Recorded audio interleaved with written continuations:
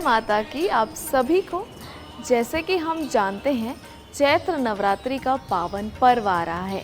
साल 2025 में चैत्र नवरात्रि 30 मार्च से शुरू होकर 7 अप्रैल तक मनाई जाएगी और चैत्र नवरात्रि को वसंत नवरात्रि भी कहा जाता है।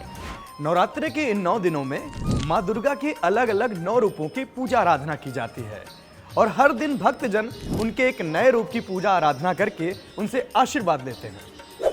चैत्र नवरात्रों का महत्व इसलिए भी अधिक है क्योंकि आज से ही हिंदू नववर्ष की शुरुआत होती है।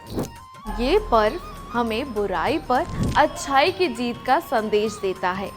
नवरात्रि के दिनों में भक्त माँ दुर्गा को प्रसन्न करने के लिए कलश स्थापना भी करते हैं। तो आइए सबसे पहले आपको ये बताते हैं कि नवरात्रि के इन 9 दिन में आपको क्या क्या करना चाहिए। सबसे पहले महिलाएं इन 9 दिन व्रत रख सकती हैं, जो कि माँ दुर्गा के 9 रूपों की आराधना को दर्शाता है। दुख हरणी मंगल करणी जग जननी हे माँ। चैत्र नवरात्रि जो होते हैं देवी भगवती की आराधना होती है इसमें 9 दिन, और इसी चैत्र मास में ही ब्रह्मा जी ने संवत्सर की रचना की थी।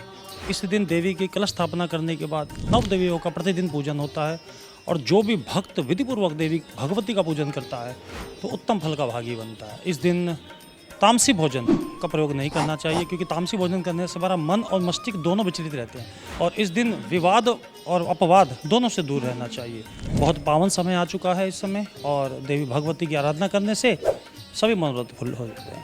भक्तों का उद्धार करो हे मेरी अम्बे माँ।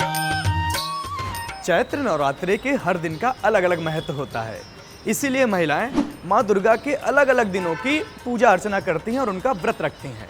इन दिनों माँ दुर्गा को खुश रखने के लिए आप भजन कीर्तन भी कर सकते हैं, साथ ही माँ दुर्गा के 9 अलग अलग रूपों का मंत्र जाप भी कर सकते हैं।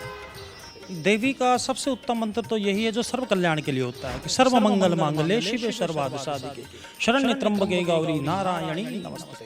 ये सर्वत्र के लिए है। देखिए, अपने लिए कहने से नहीं, सर्वत्र का भला।